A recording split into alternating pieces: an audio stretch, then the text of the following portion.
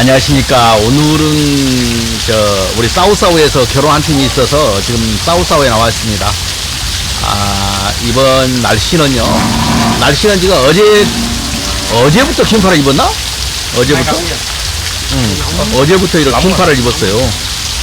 어제부터 이제 긴팔을 입어가지고 했는데 이렇게 긴팔에다가 오늘 이제 잠바까지 입었는데 만약에 잠바를 안 입으면 굉장히 이렇게 추워져요. 근데 낮에는 괜찮은데 아침이나 저녁에는 좀 쌀쌀하더라고요 보니까. 그래서 지금 반팔에서 바로 이렇게 늦가을 이렇게 날씨처럼 이렇게 추워지는데 지금 나 옷은 좀 그렇게 입었습니다. 이 상태로 이제 비가 오면은 이제 많이 추워지죠. 그래서 지금 같은 경우는 찬물로 뭐 샤워 같은 거 한다는 것은 거의 불가능하죠. 그래서 싫으니까 차니까 굉장히 싫어지는 거예요. 그래서 지금 날씨는 그렇게 여름처럼 이렇게 덥지 않고 바람이 살살 불고 그러면 시원해요. 근데 반팔 입으면 안 되고 긴팔 입어야 됩니다. 지금 그런 상태입니다. 그리고 날씨는 가끔 이렇게 비가 한 번씩 또 내립니다. 이슬비처럼 내리기도 하고 또 이렇게 가랑비처럼 내리기도 하고 그렇습니다. 그래서 지금 그런 상태고요. 이번에 온 신랑은 46 됐습니다. 한국 나이로 44입니다. 올해 12월 지나면 45대입니다. 이제 생일이 12월이더라고요. 보니까 아까 이제 보니까 이제 그런 신랑이고요. 그리고 이제 신부는 이제 학고이 여기서 이제 3시간 정도 이제 고속도로 타고 이제 3시간 정도 가는 거리에 있는 신부거든요. 근데 이제 신부가 굉장히 눈이 높다고 이렇게 우리들끼리는 이제 소문이 나 있었어요. 그런 신부인데 보니까 이 신랑이 마음에 들었는가 모르겠어요. 근데 이 앞에 42살 먹은 사람도 자기 스타일 아니라고 안 했었거든요. 근데 46, 지금 한국사람 46이지 않습니까? 46 먹었는데도 이렇게 마음에 들어 해요. 그래가지고 이제 결혼을 이렇게 이제 하게 됐는데 그 대신 이제 이 신부 같은 경우는 조건이 있었습니다. 어떤 조건이냐면은 마담비를 대줬으면 쓰겠다 이런 얘기를 했어요. 그래서 이제 가끔 있습니다. 지금 코로나 이후에 처음으로 지금 이런 상태가 발생했거든요. 이런 상태가 있었어요. 그러니까 이제 그 전에도 신부가 신랑한테 이런 마담비를 제공해달라는 마담들이 가끔 있어요. 많지 않아요. 1년에 한 서너 명 정도 그렇게 있거든요. 근데 이 신랑도 이렇게 신부가 제안한 거죠. 자기가 마담비를 대줬으면 좋겠다. 그런 제안을 했습니다. 지역에 따라 조금 차이 나는데, 이제 한국 돈 한 75만원쯤 됩니다. 지금 한국 돈 가치가 없으니까요. 그 정도 이렇게 들여서 이렇게 이제 신부들이 결혼을 하는데, 그 마담비를 대줬으면 좋겠다. 그런 이야기를 했습니다. 그래서 이제 어제는 또, 뭐라고 얘기를 하냐면은, 이렇게, 이제 보통 이제 2상 정도 이렇게 하거든요. 준비를. 이제 결혼식 할 때에 2상 정도 준비를 해요. 한 20명 정도 되지 않습니까? 그러면 30명 정도 준비를 해달라고 그렇게 이야기를 또 그런 제안을 했어요. 그래서 이제 온 거 보고, 다 가면서, 그것은 한다라고, 하면 된다라고, 이렇게 말씀드렸는데, 그때 신부하고 이야기를 했었거든요. 근데 이제 그것은 상황에 따라서 사람이 많이 오면 또 이렇게, 거기에 맞춰서 하면 되는 것이니까요. 그래서 이제 무리 없이 진행을 했습니다. 그래서 이제 또, 예를 들어서 돈을 더 많이 요구하고 그러면은, 우리 고실장 단호합니다. 그러려면 하지 말아줘 버려요. 왜냐면은, 습관을 잘못되면 큰일 나니까요. 그래서 지금까지는 무리 없이 하고 또 신랑이 또 그만 능력이 충분합니다. 신랑은 지금, 마트 하죠. 마트를 크게 이제 100평 정도 하고 있고, 밑에가 이제 11명 정도 직원이 있다고 그래요. 한 달 소득은, 1,500만 정도 수익을 내고 있다라고 이야기를 합니다. 그리고 이제 마트 하신 분들이 그렇게 이제 보통 1,000만원에서 2,000만원 그 사이에 이제 수익을 내더라고요. 다 계산하고. 이제 그 정도 하고 있는 신랑인데, 이렇게 무난하게, 이렇게 가셔도 잘 살 수 있는 곳이다. 이렇게 이제 말씀드릴 수 있는 곳이라고 말할 수 있겠습니다. 그래서 가끔 이제 결혼을 하면은, 이렇게 신부 측에서, 이렇게, 어떤 걸 요구하는 경우가 생겨요. 그래서 마담비도 요구하는 경우, 용돈도 좀 더 주라고 하는 경우도 있고요. 그리고 이제 오는 차비도 이렇게 부담해. 보통 차비들은 신부집에서 부담해갖고 오거든요. 차비도 부담해달라고 이렇게 하고 굉장히 많은 것을 요구합니다. 그러나 우리가 봤었을 때 이 정도는 괜찮다라고 생각을 했었을 때는 그걸 부담을 해줍니다. 그러나 너무 무리한 것은 우리가 안 해야지. 용돈 같은 거 그러지 않습니까? 보통 우리가 300달러에서 300달러 30만원에서 지금 300달러 그 사이, 그러니까 30만원에서 40만원 그 사이에서 용돈을 이제 이렇게 주도록 하고 있죠. 그걸 유도를 해요. 그러니까 아무리 많이 줘도 300달러 넘으면 안 되는 것입니다. 그래서 이제 신랑하고 우리 약속이에요. 더 만약에 줘야 할 필요성이 있다 한다면 회사가 최소한 알아야 됩니다. 회사 모르게 그냥 신부한테 제공을 했다가 나중에 발각이 되는 경우도 있는데, 그런 경우는 뭐 이쁜 소리는 못했죠. 그러니까 회사하고 다 상의해서 하면은 우리가 어차피 우리도 이제 신랑이 이렇게 신부하고 잘 엮어서 한국에 잘 나가서 잘 살기 하기 위함이거든요. 그러니까 회사 말만 잘 따라주면은 무리 없이 이렇게 할 수 있다, 이렇게 말씀드릴 수 있겠습니다. 그리고 이제 제가 이제 유튜브를 봤어요. 근데 이제 내가 늘상 그냥 말씀 드릴 때마다 말씀드리는 게 뭐냐면은, 될 수 있으면 나이 차이를 줄이십시오. 될 수 있으면은 나이 차이를 줄여갖고 하십시오라고 그런 말 합니다. 왜 그러냐면은, 나이 차이를 줄여야만이 사고이 적습니다. 그래서 이제 뭐 나이 차이가 많으면은 이렇게 극복할 수 있는 상황이 생겨요. 어떤 경우냐면은, 이 신랑도 신부하고 20살 차이 나지 않습니까? 근데 이제 20살을 넘어가고 25살 된 사람도 있어요. 가끔 있어요. 그것도 있는데 그런 경우는 신랑이 돈을 팍팍 쓸 수 있는 준비가 돼야 돼요. 그렇다고 해서 보장하기 힘듭니다. 네.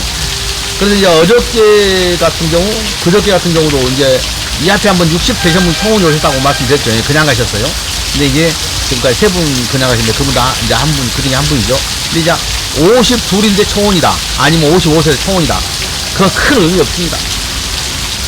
초혼이니까 뭐 나는 초혼을 만나야 한다라, 그런 나름대로 그런 이제 그런 내용이 들어있죠, 아내가.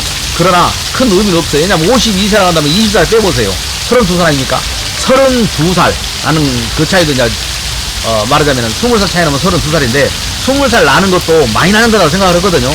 계속 있으면 줄라 그래요. 왜냐면은 결혼은 여기 만나가지고 얼굴 보고 뭐 한 몇 년 살다 그냥 끝나는 게 아니잖아요. 평생 가는 거잖아요. 그러니까 평생 가려면은 그 나이 차이를 줄여야만 되는 거예요. 진짜 그것 때문에 이렇게 힘들어하고 나중에 상당히 고민을 많이 하고 그런 것을 많이 보거든요. 그래서 이제 그런 것들은 될 수 있으면 주자고 말씀드리고 싶고, 그래서 50대 청혼이다 그럼 30살이잖아요 30살 이상 된 여성들이 얼마나 있겠어요. 아가씨들이, 여성들은 있겠지만 아가씨들은 없잖아요, 많이. 응? 그래서 이제 대부분 이제 재혼이고 그렇죠. 그러니까 그런 사람들은, 그런 이제 사람들을 이렇게 나이가 많이 이제 드신 분들은 이렇게 오셔서도 재혼을 가리지 않았으면 좋겠어요.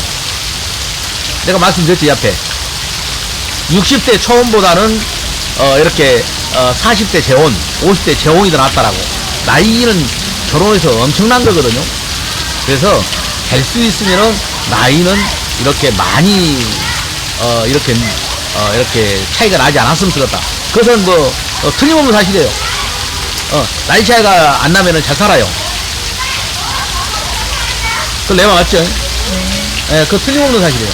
우리가 이제 계속해서 많은 사람 상담을 하고 1760명 넘게 이제 결혼시키는 과정에서 그 이제 데이터가 나와 있는 것들입니다. 그래서 그렇게 이제 말씀을 드릴 수가 있겠습니다. 그래서 여기서 이제 보면은 그것도 이제 예를 들어서 60세 되신 분은 이렇게 60세 되신 분은 이렇게 초혼만 오래 쓰면 결혼을 가능했을 겁니다. 그런데 이제 왜 결혼이 안 되냐면은 초혼도 예쁜 초혼이어야 됩니다. 그래서 안 되는 거예요. 예? 그래서 안 되는 겁니다. 이제 말하자면은 원조 계제 같은 거 나이 차이가 많이 나지 않습니까? 차라리 그런 게 낫지. 이제 결혼은 틀리죠. 그리고 이제 얘 나더라도 35살 이상만 된다고 한다면 나을 수 있지 않겠어요? 한 2명은 낳겠네. 35살 이상 되면. 우리 고실장 같은 경우는 42살에 낳았어요. 우리 고실장 어머니가 아들을. 그러니까 될 수 있으면 나이 차이를 줄이면 좋다.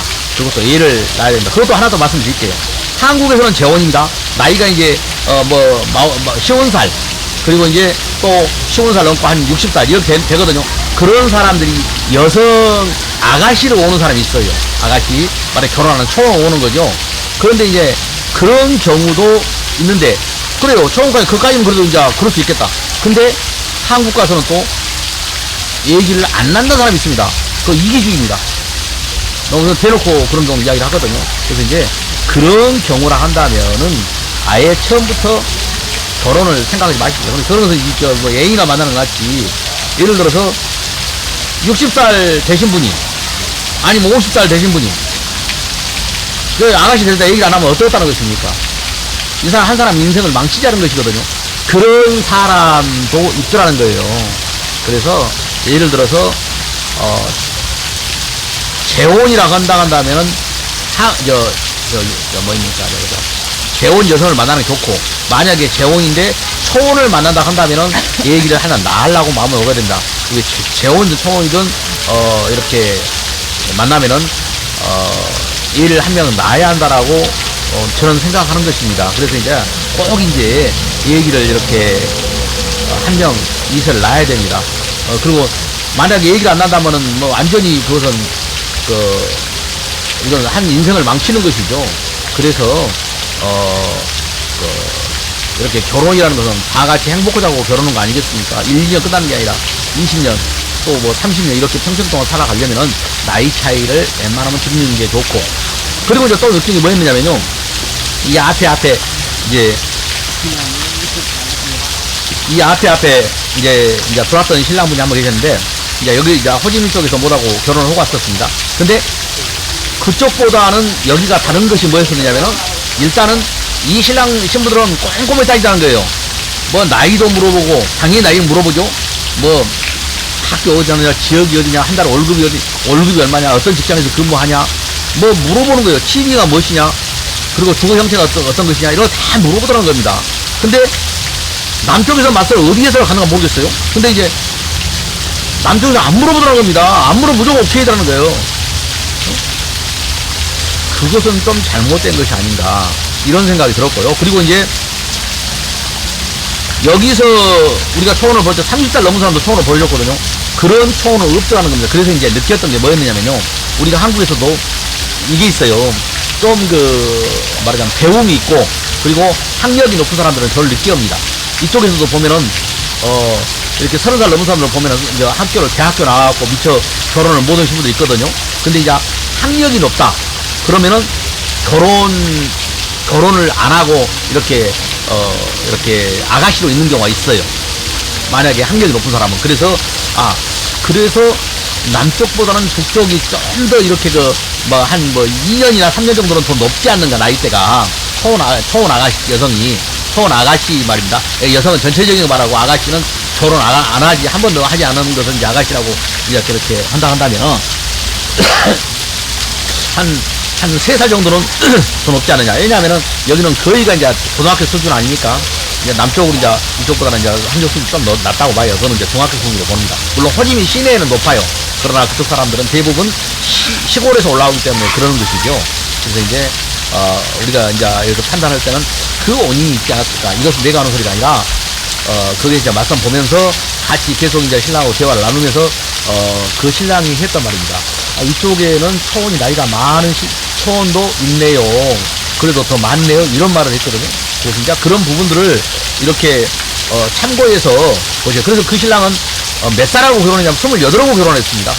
28살, 먹은 여성하고 아가씨하고 결혼했어요. 그러니까, 46세, 한국 나이로는 46도 아니죠. 45이죠. 45세, 남성분이 28에 여성분, 아가씨 여성, 초혼 여성하고 결혼을 했었어요. 그러니까 28 아가씨들이 이렇게 한 번도 결혼 하지 않는 아가씨들이 있더라는 거예요.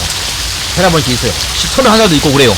그래서 이제, 그 신랑도 하는 말이, 여기는, 이렇게 나이가 좀 더, 한 살 더 많은 아가씨들 있네요라고 그렇게 말씀을 하셨고, 그리고 신부들이 굉장히 꼼꼼히 따지네요. 그쪽은 따지도 않고 무조건 오케이 하던데요. 한 명만, 거절했습니다. 이게, 그렇다고 그걸 그냥 이렇게 이야기를 했었습니다. 그런 것이 오히려 좋지 않더라는 거죠. 왜냐하면은, 딸이 보면서, 부모 모시고 그러면 나는 싫다. 그리고 이제, 이렇게 농촌 살면 싫다. 그리고, 나이 차이가 많이 나면 싫다. 이런 것들을 이렇게 나눴지 않습니까? 근데 이제, 그런 것들 하나하나 따지면서 이제 결혼하는 게 나는 정석이라고 생각하는 것이죠. 그래서 이제, 그래가지고 해도 잘 살고 못 살고 그러는데, 실질적으로 한국 가가지고, 그 외에도 브리츠가 얼마나 많습니까? 근데 이제, 이제, 엊그저께도 그러고, 이렇게 우리 직원들하고도 이야기하면서 했는데, 이쪽에서는요, 성혼하기가 힘들어요. 성혼만 해놓으면 잘 사는 거거든요? 그리고 이제 또 이런 말 할 수 있어요. 우리 신랑 중에서 이랬다고 그래요. 베트남에 있는 모임이 있었다가 베트남 결혼했던 이민자 모임이 있었던 것 같습니다. 근데 이제 그 신부가 몇 살이었습니까? 27? 27 먹었는데, 거기 이제 같이 참여했던 남성분들이 그랬다고 그래요. 같이 이제 베트남 결혼한 사람들이죠. 그 사람들이 그랬다고 그럽니다. 뭐라고 그러냐면은, 베트남에는 그런 처녀가 없다고 이야기했다 그래요. 안 그렇습니다. 여기는 31살 먹은 처녀도 있어요. 아가씨도 있어요. 결혼하는 처녀들도. 그러니까, 여기는 31살 먹은 사람도 있고, 그저 결혼한 사람도 28. 지금 오늘 결혼한 사람 초혼인데 25. 그러거든요? 초혼이죠? 여기는 나이 차이가 많이 나요. 20살 차이 나니까 많이 나는 거죠. 거리 와가지고 왔다 갔다. 여기 21살 차이 나가요, 얘가? 지금? 예. 아니구나.